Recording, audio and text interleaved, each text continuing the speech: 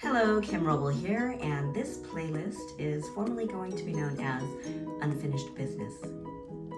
I don't know about you, but I may have a slight problem with not finishing a project I've started. So, to that end, I'm going to go back and finish some of these projects that are currently unfinished business. This room, by the way, is not one of them. This room is untidy at the moment, but it's not unfinished. So, yeah, ignore that piece. Let's go check out some of the projects I need to finish. Unfinished business.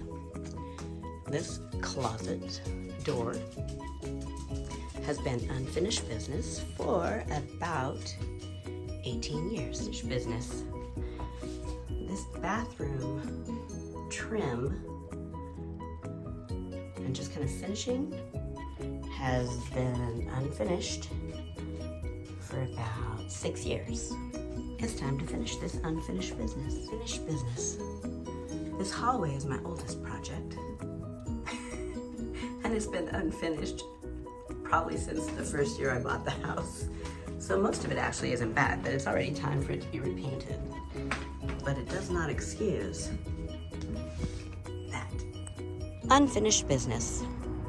This is my beautiful little Jamie garden. Jamie was my son I lost to SIDS. And 1 year on the anniversary of his death, I decided to make a little spot, which I love, but I have not finished. So, unfinished business.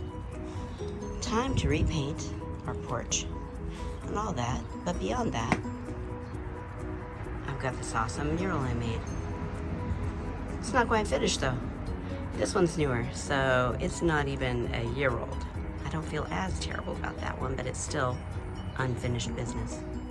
So those are the first couple of projects that I need to finish. And you can see right now I am currently also unfinished business, but that's okay. I'm good just the way I am.